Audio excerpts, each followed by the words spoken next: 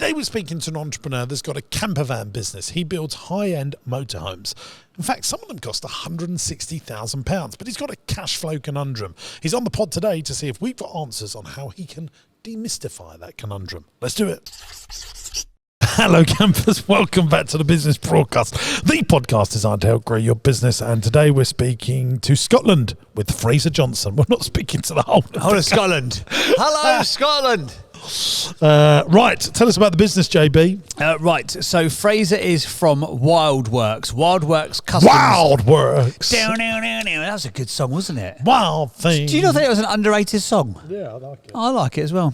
Anyway, for those who are under 50, they've probably got no reference point to that. Wildworkscustoms.com.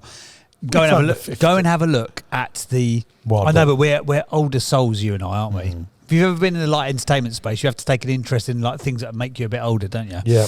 Can you show me? Have you got any? Have you looked at his website? Yeah, it is very cool. Go and check it out, guys. Wildworks with the X because they're cool and edgy and stuff. Because custom vehicles can mean a lot of things. Can you just look at these? Oh my word! It's campervans. Yeah, but they do other conversions. Look at that. That's a Defender.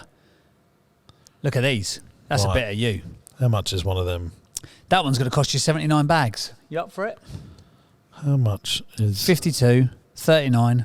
So this is the chat. I've actually been looking at buying one of these. What on earth will you do? You literally go around Essex. How are you going to spin that with Nats? I've always asked Chuds. I've always wanted a VW camper. Chuds, you always wanted a VW camper van. He has said that for a few years. Yeah. What would you do with it? I just like the look of them. Mean. Oh, they are cool, aren't they? Yeah. Yeah, I like the look of them. I don't think you'd be able to get it across with Nats. Where you going? I'm away for the night. Where are you going? Next year, I want to take my family and travel around Europe for a couple of weeks. I'll tell you what, with two small kids, if you like your family, don't take them in a small car for 2 weeks. Have you done a long journey with them? Yeah, but they'll be a bit older next year. Yeah, 1 year older. I want to go 5 and 8. I want to go to like Italy, Switzerland, drive around, stay in nice hotels, and maybe camp a couple of nights. It all sounds great in my head. I was about to say that dream would last until you got on the boat, I reckon. But obviously, a lot of people do it, JB, because they've got a bloody business, and they're not just the only person selling camper vans. They are not, no. So I had a pre-chat to Fraser, and he said, "I'm really sorry to do this, but basically all of the questions that we submitted are now completely irrelevant, or largely irrelevant, because we've been going through a bit of a change and a reset. They'd been listening to some of your content and going, we need to shift the model here. So they've shifted the model. So what they used to do was bespoke custom builds. Fine. So you could take in like a bog standard transporter or one of these other, a man van or whatever they are. And then you could, a man van, by the way, is not a gender specific term. There is actually a brand called Man. Yep. Just to clarify. Don't worry about it. Just in case the woke community are awake. Most of our audience are sensible enough to know. Fine. So you could take in one of them and they would convert it to your spec. Yeah. So for you, for example, you'd like, can I have me in a Perspex box and the rest of the family for the Italy trip? Because we do get some comments on this. Chuds, could you try and put in the comments for Stevie or Chuds, whoever editing this, to actually put some pictures up of what they make? There we go. So wildworks.com, customs.com. So look at these. Yeah, I'd have it in orange. You'd have it in orange? Yeah, here I am, I've arrived. That's a bit of you, isn't it? Pop top roof, Jimbo Sinclair on the top, you say? Yeah, I think they're very cool. Yeah, so they used to do custom builds and now they're not. So now they want to build standardised versions of this for a forecourt model instead of just doing one-off custom builds. So there's going to be some more scalability. Yeah, if I had this business, what would you do? I would have a fleet of rental ones that I would be renting out for a year, then sell them. Yes. Okay. Like get 2 bites of the cherry. Probably could sell them for exactly what you've made them for after a year. Yes. And help yourself to a load of rental income and predictable income. So I think there used to be a rental side of the business, but they've got rid of that rental side of the business. We'll have to talk to Fraser about that. For me, it's rent to sell. So it's just a way of bolstering up some more margin, but you'll be selling your rental stock very quickly. Yes. Basically, I mean, it's not the James Sinclair model that is the van hire model, the car hire model. That is, you just quickly benefit from a bit of extra cash flow and sell it for the same amount because you're doing it in such volume. So in that instance there, would you buy it brand spankers from the manufacturer, do the refurb? I mean, that's what I would try and do, yeah. Yeah, okay.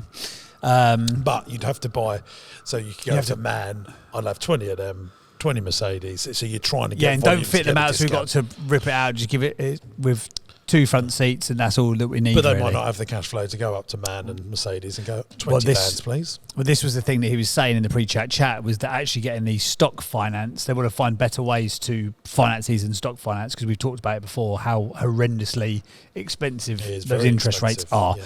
So we're going to talk to him about that. So at the moment, they've been going between 3 and 9 years. Estimated monthly revenue was, when they submitted their to come on, was about 80 grand a month and 4 teammates. But again, I'm not sure how much of that is still relevant.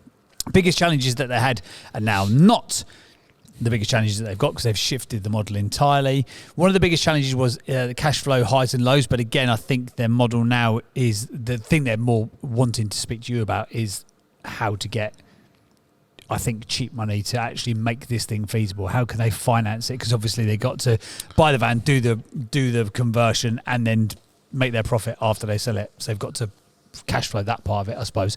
So maybe in this instance, on this episode of the podcast, instead of us guesstimate what they want to talk about, we'll just bring Fraser on in a minute, and we can get him to We've got some things to do before that, though. I know. Do you know what we forgot to do last episode? We forgot to do interesting facts or quote. We did. Well, I spotted it, and I was like, I'm not gonna say. I'm gonna see if he spots it, and you didn't. So now it's not a regular thing. But people love that, and they love that. They don't. They love the jingles. Interesting quote or fact. It's time for this. Interesting quote or fact. Interesting quote or fact. It's time for the interesting quote or fact of the week. Well, I'm really annoyed that we cut that out. Yeah, but last one was so good. That was Oliver. Do you remember Oliver?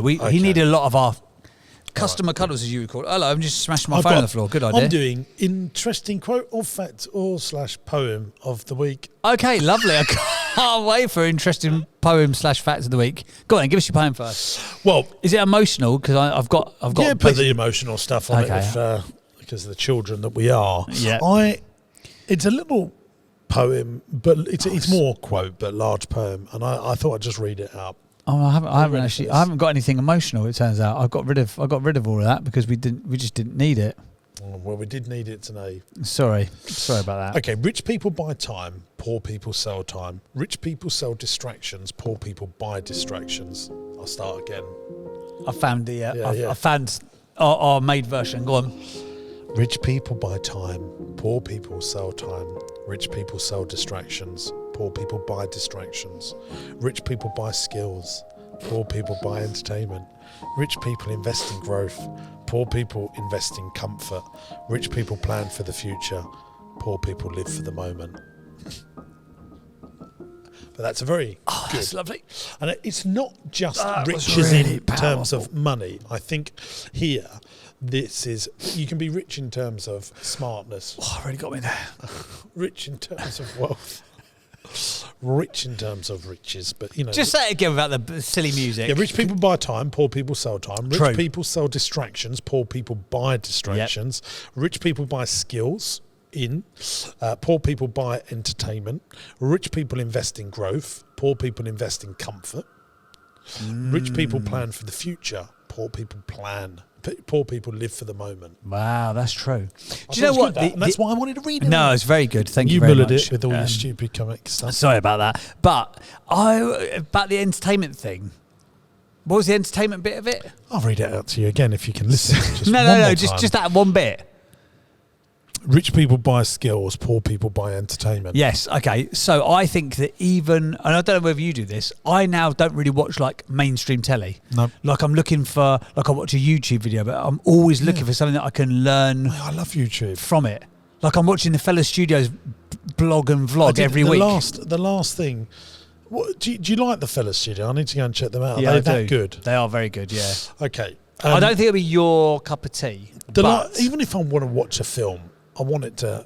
So the last film I watched, I can't believe I've got to 39 years old and never watched American Gangster with Denzel Washington. I never have. Oh, it's so good, is it? Is it? You're just guaranteed. Has Denzel Washington done a bad film? I don't think he has. No, I don't think he has. Just Russell Crowe's in it when he wasn't Russell Big Crow. He's put some timber on Russell Crowe. Yeah, he has, hasn't he? Oh, Yeah. God, Russell Crowe. You're not playing Gladiator. You couldn't put him in Gladiator 2. No. I reckon he was in the script and they went, no, Russell. You need to learn 2 Hey guys, words. I'm here. I'm ready for I'm my full. close-up. No, we're fine. Thanks, Russell. Cheers for coming anyway. You watched the new Gladiator? No, I want to, though. I've heard very good things. Should we go? We could go on a mandate. Yeah, I would like to go and see that. Chuds, Okay. would you like to go and see Gladiator? Yeah, definitely. Yeah. We'll all three of us go, but me and Chuds will actually turn up and you won't bother like we did last week at West Williamson's. Come on now. Who's having a good time? That was inspiring for podcasting. Anyway, I like that. Thank you very much. That was good. Interesting fact or quote of the week or poem. Here's my interesting quote. Okay, go on then. If you get the inside right, the outside will take care of itself. I think that's true. Yeah.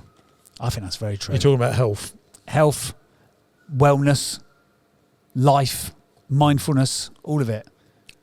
What would be an inside example outside of health? I would say your mindset. And I think if you get your that's mindset good. correct, everything else becomes either irrelevant or easier. So earlier this year when I was like, oh, I've got to have to make a load of people redundant here. This is horrible. In the moments where I played like little victim about it, like, oh, isn't the economy hard? No one wants to buy a decision because I was like, shut up, man. Right, just make the decision and do the thing.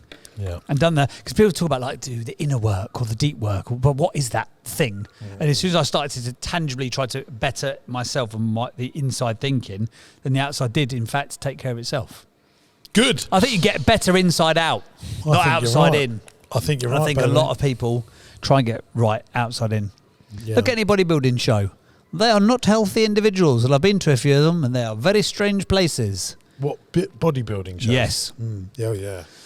You'll be on one of them soon, won't you? The way you're losing weight. When you're your PT and all your other good stuff. Here we go, James Sinclair. Hello, guys, that's me, James Sinclair. Hench. It'll be like Hulk Hogan giving out business advice, won't it? Anyway, that's interesting fact of quote of the week. Interesting quote. Have you watched that? The WWE documentary? I started it, didn't finish it. Did you not? No, I found it just a bit, it wasn't for me. But I do usually like those sorts of things. Oh, I thought it was really good. Anyway, that's this week's interesting quote of fact. Let's Because it felt a little bit too much like you. Well, what's the problem with McMahon? I'm like that with my teddy bear. Where's my teddy bears? Shanky, where's my teddy bears? It was a bit too much, wasn't it? It was a bit too much. I'm British. It was a bit. I am going British. to watch the Rees-Mogg documentary when that comes out, though. Have you heard about that? No, what's that? They've followed Jacob Rees-Mogg around his house with his family. This comes out next week on Discovery. That I am going to watch. Jacob Rees-Mogg is. Did you not know Jacob Rees-Mogg? No. Can we put a picture of Jacob Rees-Mogg up on This makes the edit easier, doesn't it? Just place it on my hand. Mate, Fully useless noise. I'm literally people just are going fully to think useless we put that noises. noise in, but no. It came out That's of what it. That's what it brings to the table. I'm like a human accordion. Who's Jacob Rees-Mogg? He was a minister. He's a famous MP. You'll know him. You'll MP know. for what? He's got a very posh voice. Most of Andy them G done him over on one of his shows Oh, did he? Yes. years and years ago. He's been you must know who he is. Oh, I recognise the name. I just don't know what his. Oh, that fella. Yeah. What on earth are they going to do a documentary? Is he still an active member of Parliament? Or is he in the House of Lords or something now? No, he's not. Boys for the Jobs. What's he doing now? But his Turn a quid parents on his all- own. Of course he is. Yeah. All went to the same bloody school, didn't they? Do you know who didn't go to the same school? James Sinclair. James Sinclair 2026, that's all I'm saying. Elon's doing it in America. Do you think Elon Musk will become president? Yes, I do. One day? Yes, I do. Do You heard you? it here first. Yeah, I do. I suppose once you've done everything else, I mean, it's not beyond the realms of possibilities. Obviously, No. seriously interested in the space. Have you listened to the latest Elon and Joe Rogan interview? No, It Chuds is has. fascinating. Did you like it? Yeah, all of their conversations are great. But just the way he was like, oh, so you're gonna, he's like, oh, so you're gonna do this new thing. He's gonna be the minister. What's he gonna be? of Dodge, Department of Government That's Efficiency. right. Yeah. And he's like, and Joe Rogan said to him, like, how are you going to find the time? He went, well, I'm quite efficient with my time. So You know, I'm not really... That I'm not old really- adage, if you want something done, ask a busy person. Yeah. Well, very true. So you going, I'm really busy. You're making a bit of flipping ice cream. And you've got a couple of soft play centres. Like, do your bit for society. Elon could do it. He's doing cars and rockets. What are you doing? Diabetes and teddy bears. Come on, Sinclair. Pull your finger out your backside. Presidents have more power, don't they, than prime ministers? And Oh, do you think so? yeah, well, they're political. I mean, Donald Trump is going to be very powerful because he has the House of Representatives, the Senate, and the executive power. It's a 3-branch government system. So you were already saying that you would not throw your hat into the ring until the House of Lords, the House of Representatives, and the House of Commons all agree with you. I'm not. I'd love to help government and tell them the plights of small business owners and business in general, but I don't think it's for me. Have you seen the petition thing that's going around? Yeah, It went around in our little group, didn't it? In that WhatsApp chat that we're all part of. It's got over 3 million now. Elon Musk weighed into that as well, didn't he? He was like, "This is ridiculous." Like, what do you call us? A tyrannical society? Crazy. Well, they are taxing businesses too much, and we are now seeing the effects of businesses contracting, big businesses employing less people, bringing back investment. Well done. Everything you thought you would. You can't just say to everyone, like, you know, if we tax you 70% instead of 30% of your economy, you're going to go, no thanks, no holiday this year, Yeah. no days out. We won't extend our house. We won't buy a new car. We won't employ more people. Yeah. We won't take the risk. Yeah, because you can't afford to. Yeah, it's just absolutely stupid. Well, we don't do politics on this show, but now we've done Elon Musk and American and UK politics. And we've still not even got to the guest part of the show. Right, so we jump in. Should we get Fraser on the pod and find out what he's doing with this fantastic vehicle company? You can maybe, because he's taken some of your advice and turned it into a better model, maybe you can get a little mates rates deal on a camper for you and Nats and the kids for this European holiday vacation. I've actually got something. I did get given a free vehicle today. Did you? From someone that watches us on YouTube. Here we go. What'd you get? I'm going to show you. We'll put it up on the screen, but this was... Oh, my pop's gone. I'm just trying to get into the JSE chat. Where is the JSE chat, Chance? I thought you were joking. Where is business? I thought that was like a bad pun. Just, oh my word, this is not can't find great it. listening, is it? JSE. Here we go. This arrived today from the Outdoor Play Co. They That's cool, isn't it? They made. That's We'll put brilliant. it up on screen, but it's a mock ice cream van with Rossi on. Oh, and they just that's- went, "Thank you for making all your content." And so, if you want outdoor play equipment for your family or for your business, go and check them out. That is amazing. Very lovely gift. I love stuff like that. Right, let's get Fraser on, shall we? Hey gang, we're going back to the pod in just a moment, but I wanted to tell you about Entrepreneurs University. This is a platform that I've created for entrepreneurs and business owners that are serious about growth. There's 100 video lessons from me on everything in business, raising finance, buying companies, property investment, and everything in between. Attached to each video is a downloadable PDF that goes into more detail about what we've learned in the video. It goes one step further than that because I've also put stuff that you won't get anywhere else onto Entrepreneurs University. The lessons go into way more detail, but not just that. You're going to get my business plans, my spreadsheets, and all the files that I use to drive the KPIs in my business. Just think about how powerful that could be for your business. And here's the good news. You can try Entrepreneurs University for free. 14-day free trial. After that, it will cost you just $49.99 a month. That's less than a pair of Nikes to grow the profitability in your business. There's a link in the video description, and I cannot wait to see you in Entrepreneurs University. Fraser, are you still there, mate? You still patiently waiting in the wings? I am, yes. Thanks for having me on, guys. You are very welcome. Thank you for being here. Thank you for your patience. So give us a quick summary, mate, of you and the company, because obviously, as I mentioned at the beginning of the show, when you submitted to be on the pod, you've changed the business somewhat since then. So tell us where you're at now. We have. We operate out of Stratford-upon-Avon, so we're not coming from Scotland today, I'm afraid. Oh, sorry. No worries. At WildWorks, we specialise in building high-end luxury campervans. We have an e-commerce brand, Play Dirty, which offers products to people who love outdoors, off-road and adventure travel. After closing a campervan rental business in the pandemic, we opened up WildWorks off the back of the van life movement people follow on Instagram, and with a view to build really high quality, beautiful vans, and they not only can look good, but are fully off-road capable and offer access to outdoor adventure life. For the past 5 years, we've been offering a bespoke build service to customers in their supplied vans. We've tweaked our business model and managed to broker some decent discounts with vehicle manufacturers, which we're hoping to use to maximise margin and build for our forecourt sales. We're looking for advice on taking that next step. Cool. Let's hi Fraser, James here, Sinclair. Hi, James. What gross profit do you make on each van? Do you know that? I do, yes. We make about 46%, on each van. And then does the labour need to come off of that 46%? Yes, it does. And what sort of machinery do you have? Do you have a warehouse or premises? We do. We've got a small unit just now. We operate out of a 2,000 square foot unit. We don't have big machinery in there. We've been outsourcing certain parts of the business, which I know you don't like. We've got a company next door to us who are a joinery company, and they do our CNC cutting and some of our edge banding for us. We have some local companies that do our upholstery for us, and we're looking to bring that in-house, but are struggling to find the right member of staff for that and with the right skill set. And if we do any paint work as well, we outsource that to local paint companies because we don't do any of that in-house.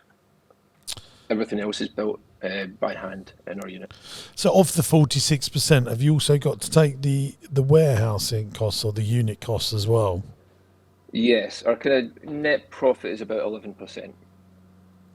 There it is again, that magical 10-ish%. So if you sell a 100 grand van, you'd make 11 grand net profit, just say. Yes. What's your cost of sale to get a customer? How do you get your customers? So we've got two different aspects for the business. For the e-commerce, we do pay-per-click, SEO. We do Facebook ads, Instagram, socials. For the conversion side of the business, which is the biggest part, it's really a lot of word of mouth and SEO. It's just the website. We don't pay for any advertising for that. So you used to rent these out, did you? So we had a previous business before pandemic where we rented them out. It was quite a large business, and we were too highly geared with finance and stocking plans, and we shut that down during the pandemic and decided to open this. I know you love the rental model, but we found that it doesn't really work for the higher end builds. The people that are wanting to pay a lot of money for a vehicle for it to be a certain quality don't want it to have a previous history of rentals. It works well for the mid-range model, so for transporters in particular. People are quite happy for it to be an extra rental that's been looked after, but you wouldn't put a lot of the kind of fancy stuff you put into a high-end build into a rental van per se. Got it. What's your average order value? For the conversions, it's just under £72,000. For the e-commerce, it's about £230. I think what we'll do is, for the purpose of this conversation, let's just leave the e-commerce aside, because the main business is the Wawa, and I don't want to confuse matters. We might come back to it at the end, but let's just stick with that. So average order value is £72,000. What's stopping you from getting to where you want to get to if you've not got enough leads? No, so we don't tend to struggle with the leads, to be honest. We've always been okay with that. Really, it's just for us to build into a high-end vehicle and put high-end parts into it. There's about 100 grand's worth of cost before taking into account our time and the cost of the business. So we also need to run the business while we're building that, and the build time can run between 10 and 16 weeks, depending on how bespoke it is. So sorry, on that 100 grand, what I just missed that. Maybe you broke up a little bit. What's the 100 grand mean? Sorry. So the cost for us to build a van. So if we're building one of the larger vehicles like a Crafter or a Man or a Sprinter, then you've got about £60,000 worth of van. And then we've got about £40,000 worth of parts that go into it. So it's a lot of capital expenditure before we get any money back. So are you making them to stock then and then selling them, or are you making them to order? Up until now, we've been making them to order. We'd like to try to move over to building them for the forecourt to sell. But someone places an order with you, can't they just pay you 50% up front? So we've been doing that just now with people doing the bespoke builds, but it's only for the conversion. So they would bring their van to us. So it works okay on a cash flow level, but we're then missing out on the extra margin that we would get from the vehicle sale. But what is that margin you make on a vehicle sale? So just now we've got terms, different terms with different companies, but we're getting up to about 22%. But you've got to finance that. We would need to finance that, yep. So it's not really 22% because you've got the interest costs. It might be more like 15%, 10%, mightn't it? Yep.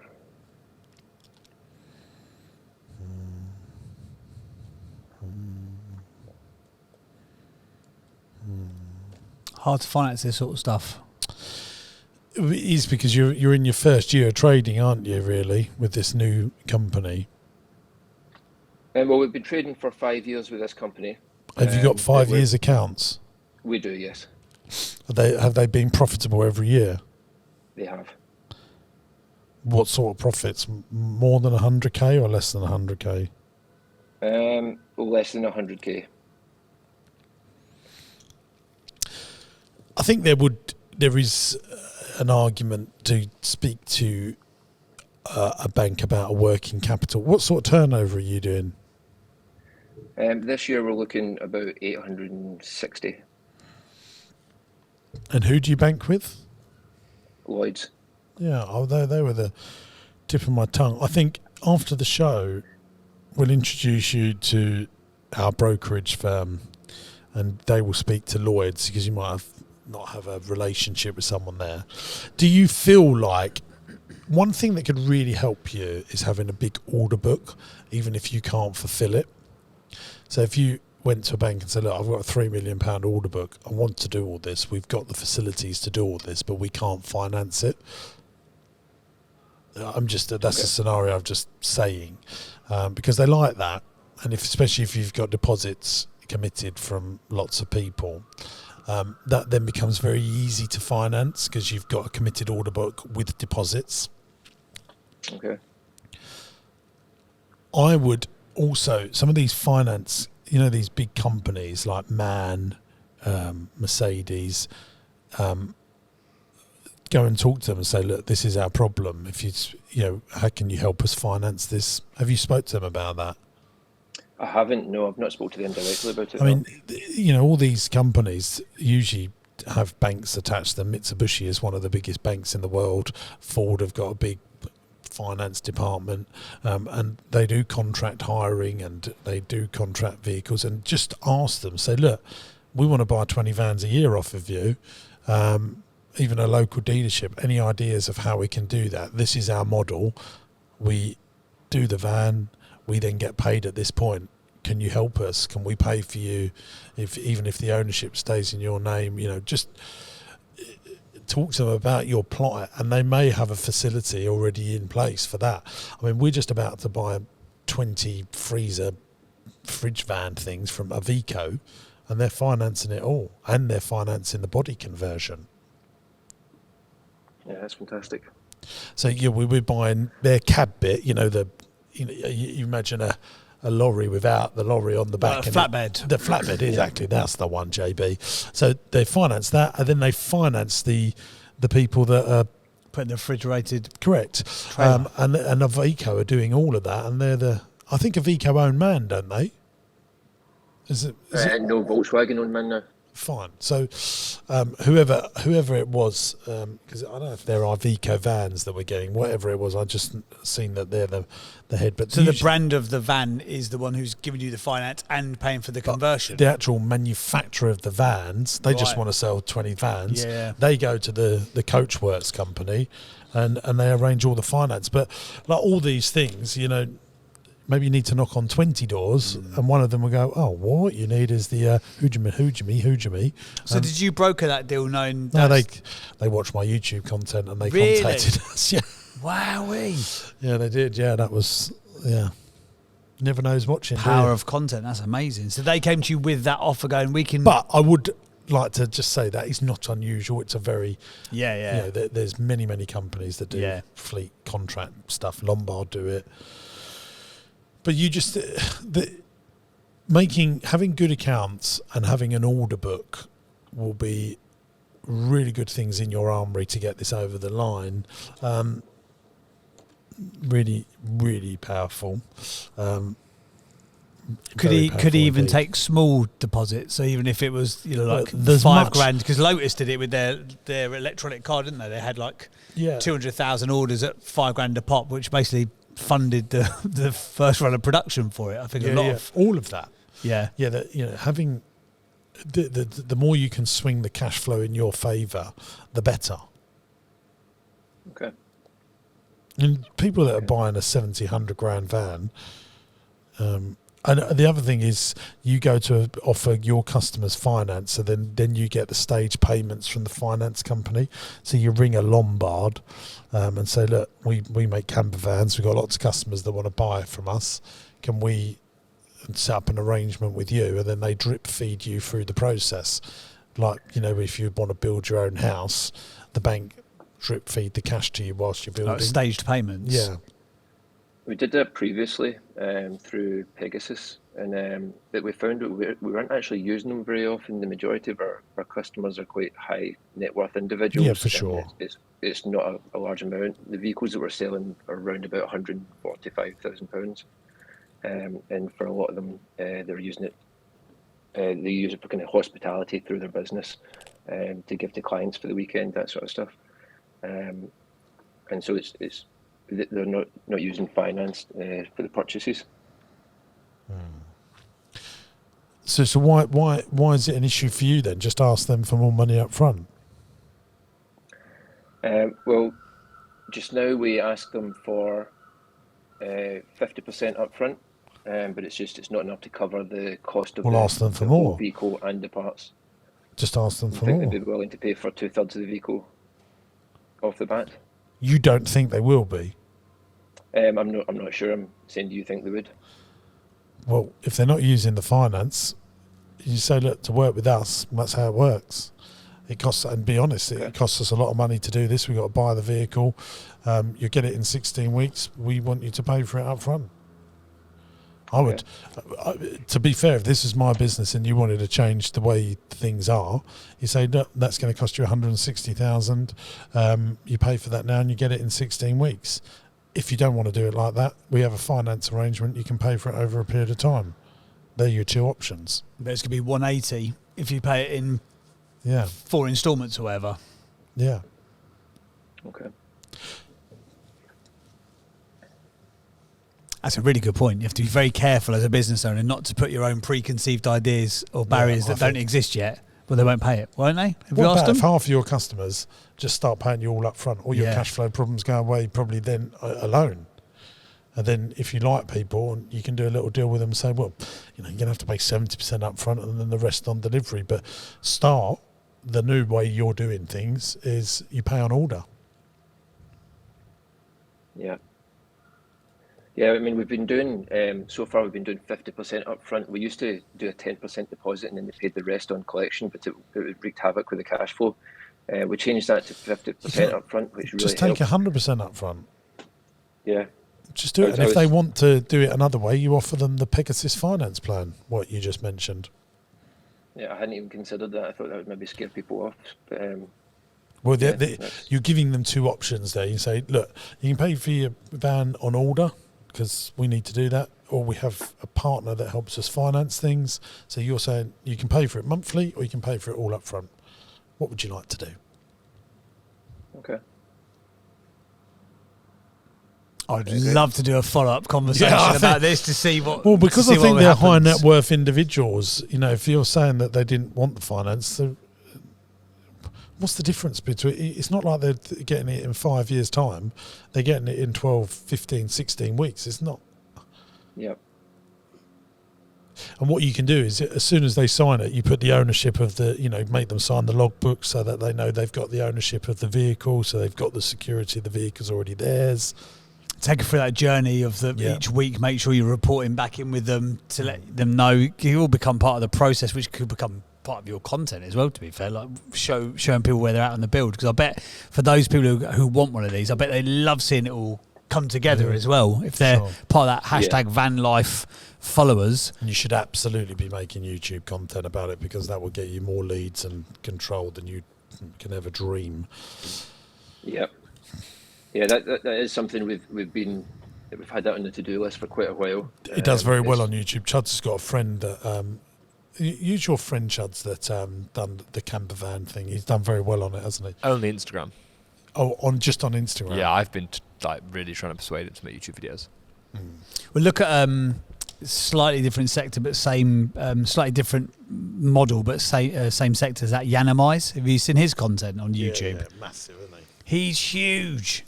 Absolutely huge. He is absolutely inundated with work, that fella, because I know, because a guy I know bought a car off him.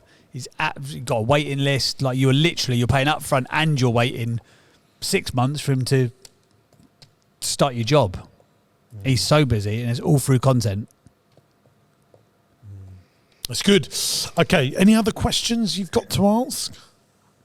Yes. So we're hoping the e-commerce is going to start taking over the business. We're just going to hit the ground running with it, and it is going to hopefully be a larger part of our business soon. We've been growing it organically, slowly building our offering, and the margins are very small when we're selling other people's products. So ideally, we'd like to start selling our own manufactured products where the margins are much bigger. We're having trouble just now trying to barter better deals between our suppliers, because you can't really play them off each other, because most of them are owned by larger parent companies. They're all owned by the same 2 or 3 companies. So in the meantime, while we wait to get some of our products manufactured, how would you compete with companies that have the capital to order bigger volume than you do? Just give me a scenario. What's your biggest seller? The biggest one we struggle with is the wind out awnings. It's kind of like a cassette that sits on the side of the van on the outside, and you wind out and it gives you like a canopy. And how much do you sell that for?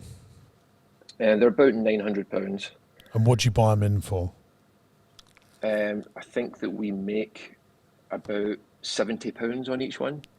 Yeah, and you sell a lot of them, do you? We don't, because we can't be very competitive with price. But what you need to do with that is you just send one to China, and you just do one product at a time, and then bring them in, and you slightly make them better than, slightly harder metal, slightly better canvas, slightly better, just tweak it 10%, and then that's how I would tackle that. You do one at a time, and you sell all the other people's stuff at the low margin, just so you've got, look, what's the golden rules about selling retail? Price, selection, convenience. Price, selection, convenience. If you've got those 3 things nailed, understanding your pricing architecture, having the big selection, and being convenience, quick shipping, brilliant website, open 7 days a week, good customer service, all that good stuff. If you can answer all those 3 things, then you win the day.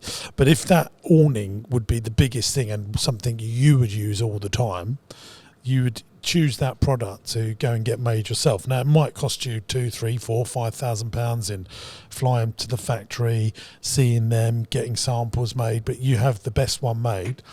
You might have to buy a container of them, but then you can be selling them as your competitive advantage, and then you tick off another product and then tick off another product. So would you just start with one product going to China, or would you be looking to fill a container with kind of multiple options? Because there's lots of stuff we'd like to source. I think, you eventually do it all, but I would concentrate on one, because you're going to make mistakes. Your factories are going to let you down. You'll be disheartened, and so you want to just get it really right. Just get one, prove that you're selling it, and then do the next one. You do 4 items. Okay. Choose the thing, first of all, that you will sell the most of, and that you can turn back into cash the quickest. Okay. We've already been buying some products from China, and having them branded our own, and selling those. And they have been selling. It's been reasonably slow, but it is starting to pick up. At what point would you take a trip out to China to go and try and source more stuff? Would you wait until the volumes are a little bit higher, or do you think it'd be Well, more if you've got profitable? something that you, I mean, some of these things you can do on LCL, which is just pallets, and they're just as cheap as containers, but the factories want minimum order quantities usually. But like them awnings, they might only want 100 of them. Do you think you could sell 100 of them in a year? I'd have thought so. Yeah, so, I mean, I don't know. I mean, but the answer is I think go as soon as you can. Okay. You need to find an agent that can help you source all the things. You need to send stuff ahead of time so that you're not wasting time when you're out there. Yeah. You want to go to the right trade fairs. Find who the person that what you're importing at the moment. Just now it's changing robes, but we're just importing them from Alibaba. It's a so the factory that you're working with. Do you know the factory, or are you doing it all through Alibaba? No, we know the factory as well. So you contact the factory and say, look, we want to source all these other things. Do you trust the factory? Have you had good results with them? Yeah, they've been great so far. So you ask them, can you be our agent and source all my other products for me? We'll continue to buy from it. These are the list of the things that we want. Could you go and get samples for me? That's what I would do. Okay, that's a great idea. And then go and most factories do that in China. But you don't want to do it all through Alibaba. You know, put the effort in, No. go and see them. If you go out and see them, they'll know you're very serious and they'll look after you more and you'll get better prices as well. Yeah. Okay. The next thing we'd love to be operating out of our own building. Good. We don't think that will be able to happen until we get the business structure changed, and possibly by the end of next year. Do you still think commercial real estate is the right investment after the budget? If you're operating from it, yes. Okay. Especially 2,000-3,000 square foot warehouses, people are always going to want stuff made, and you're holding it for the long term. You're not trying to flip it straight away. Yeah, I think it's all good. You don't have to worry about dilapidations costs if you move out of the building. You don't have to worry about the rent going up. Every year you're paying down some of the capital and you're owning an asset. It's a very, very smart move in my opinion. But that's my opinion. Okay. We don't yet offer trade accounts on our e-commerce because the margins are so small. Would you wait until we have our own range with the larger margins, or would you just take I think the hit as soon of as the you've got, reputation? once you've got your own range, I would definitely consider wholesaling. I think building a wholesale business is really good because it allows you to move stock quickly, see market trends, get your brand out quicker, more people talking about you. I like wholesale businesses and B2C mixed together. It allows you to go, yeah, all right, I will take 500 of them because you know you can sell 300 straight away and probably turn your cost back into cash pretty quickly. Okay. I think the last question I had was we've targeted one of the businesses that manufacture one of the products that we sell. It's quite a good seller for us. The people that run it they're downsizing. They're at retirement age, and they've expressed an interest in selling it to us. Would you buy something? I know you like to have a £1 million turnover in a management team, which is something they don't have. Well, if it's cheap as chips, Yeah. that's different. You know, I'm buying a couple of companies right now that are not £1 million turnover, but we're really just buying the stock value of the businesses and the brand and taking it over. And there's no staff, really. One of them, there's no staff.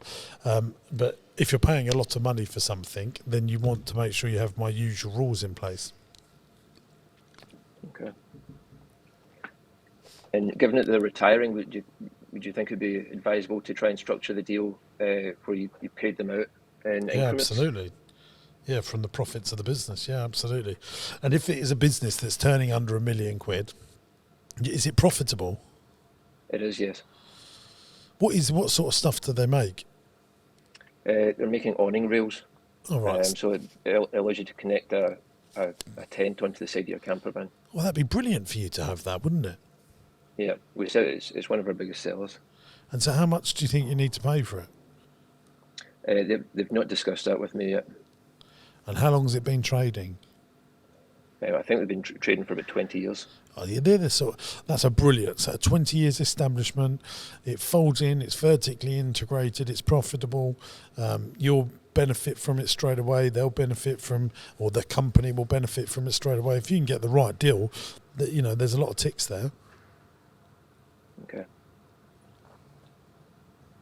Okay, smashing. I think you've answered everything there.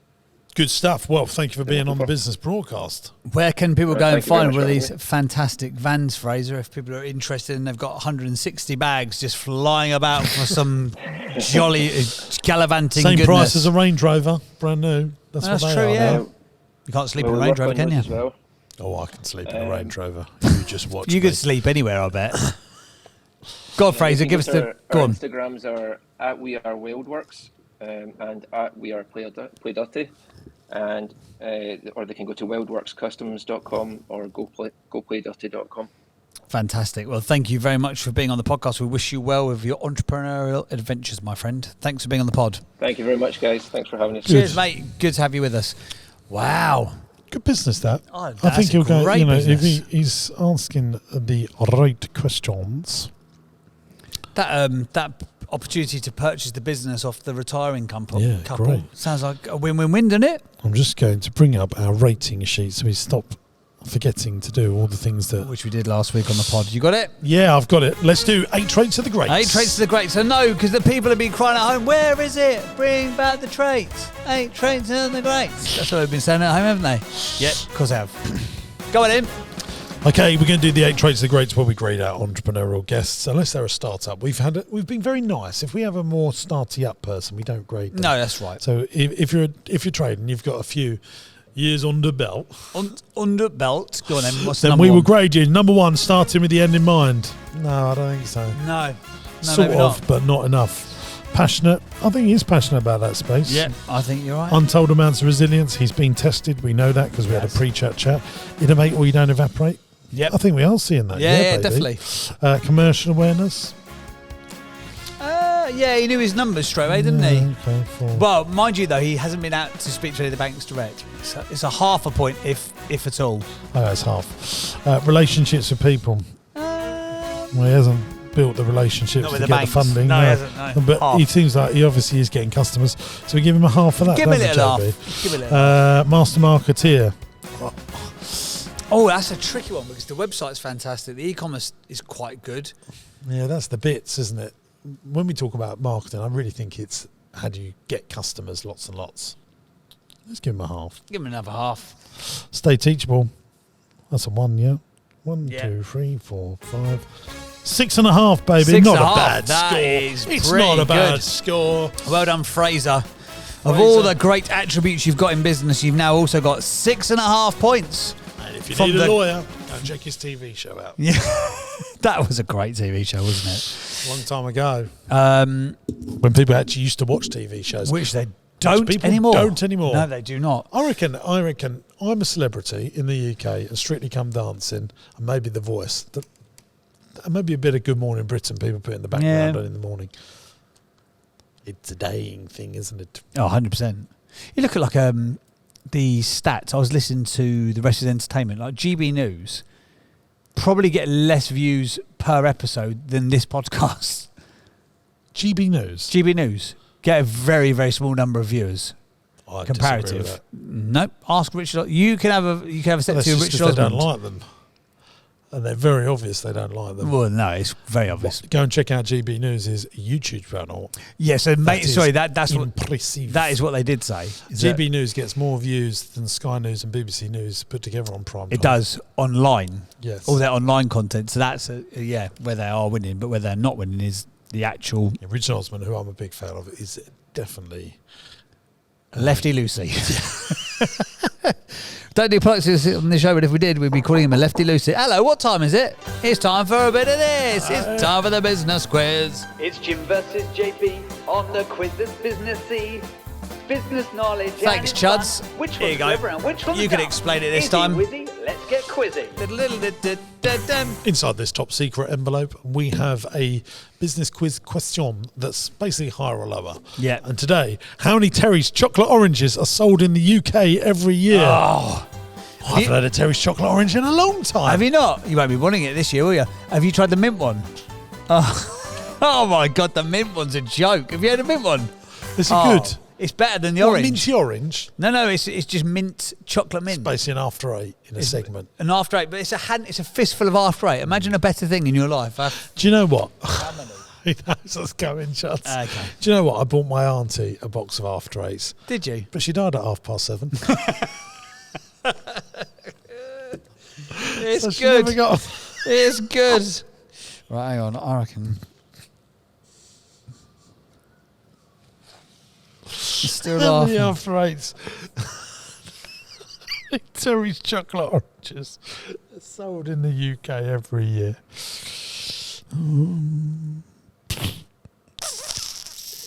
Oh, people only buy them at Christmas, don't they? I think so. Terry's chocolate orange. Okay. Play along at home. How many Terry's chocolate oranges are sold in the United Kingdom every year at Christmas? No. Oh, All sorry, year. all year, but they're all sold at Christmas, aren't they? I've got my What's your number. favourite chocolate bar? Plain Galaxy with nuts, Cadbury's.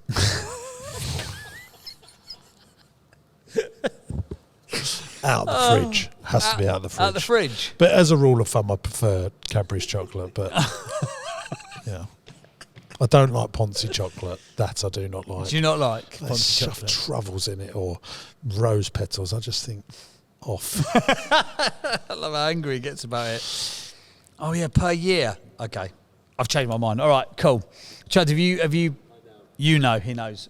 Come on, Sinclair, what you got? I've got 10 million. Oh, I had 11 million, but then I decided that was 11 million I was just thinking about at Christmas time. But then there's a whole other 11 months other than Christmas, so I doubled my answer to 22 million. Did you know? I mean, I will be very shocked if it is 22 million because I'll tell you what will happen if it is 22 million. Oh, so what I hadn't accounted for was actually the level of chocolate love in the United Kingdom. He's lost, hasn't he? Look at his face. The answer is 9.98 million. it's 9 million. Shut up, it is. Let me see. Oh, giving the answers. Fine. There are 44 million chocolate oranges sold annually worldwide. Most of these are sold over the Christmas period. The jingle was perfect. Oh, I do love it when that sort of stuff happens. It's like we rehearsed. Oh, yeah, we definitely rehearsed. We definitely spent a lot of time rehearsing this. Well, there you go. 9 million There chocolate we go. oranges. Would you like? I mean, what a terrible business model. We've got a product basically that everyone buys 2 weeks a year. What else do they even do, Terry's? Is it not the same company that owns that fry? You ever had a fry chocolate bar? Yeah. That's horrible, isn't it? I don't know. I've not. Oh, so it's like licking an old Who owns stamp. Terry's? I'm sure it's part of a big conglomerate. It will be, yeah. It'll be. So who you got? You got Cadbury's, Nestle. Well, Cadbury's is owned by Mondelez, which owns Philadelphia and a host of other Yes. big. It's an American brand. And then Galaxy is owned by Mars, and Terry's is owned by. Is it you? Do you not know? Terry. that you- The His French name's company Caramba & Co. owns Terry's Chocolate Orange. What else do Oh, they yeah, make? Caramba Caramba. bought the brand in 2018. Ah, oui. C'est bon. Hope they sold it in else do they December. make, Chuds? I hope they sold it in December. What else do they own? Caramba & Co. Yeah. Give me a sec. Crème fraîche. We make a big Fromage. It's so childish. Is it? We make Terry's chocolate bear. Okay, we do pomme de terre, le chocolat pomme de terre. It's actually French confectionery. I'm not really going to try French and confectionery. pronounce. Come on, give us the top selling one, just in a French accent, please, Just Chuds. make it up, Chuds, I'm just not say doing a French Do accent. it as a French accent. No, it just brings for crap. together confectionery brands such as Caramba, Terry's, Luti, Crema, La Pie, Croix, There we go. Chanty, Malabar. It's like having Oh, Gerald Depardieu. Chatty Malabar. I don't know if I love a chatty No Malabar. idea. Do you know? I don't know if I've said this joke on the pod. Oh, here we go. I bet you have. Yeah, I bet I have. It is my favourite joke about Gerard Depardieu. Have I told you this? This has been on there. Gerard Depardieu is the French director, and he's just married Whoopi Goldberg, and Has he? she's now called Whoopi Doopy Doo. That's Great job. There we go. If you've enjoyed this episode of the podcast, please feel free to rate, review, subscribe. Let us know. Give us a 5-star wherever you download your podcast. Maybe you've also got a bit of advice for Fraser. Maybe you are a financing company. Like, we love automotive. Do you know the one thing we love in automotive? Cut and shut vans and putting them back together and making them even better. We'll have a bit of that. Moving. Absolutely. All right, Donald. Chill out. Do you want a hat? Make Britain great again.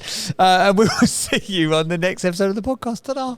Thanks for watching today, gang. I hope you enjoyed the show. Now, look, we're looking for some great businesses to come on the podcast. If you've got challenges, but you're desperate to grow your business and you can't necessarily work out how to do it on your own, you'll be a perfect candidate to come here on the podcast. It's absolutely free to come on the show. Go to my website, jamessinclair.net, and there's a podcast button. Click on the podcast button, fill in the application form, and we'll do our very best to get you on the show and try and grow your business. If you're loving the podcast, make sure you subscribe to the channel by clicking here. And why not give this one a watch? I think you'll like it.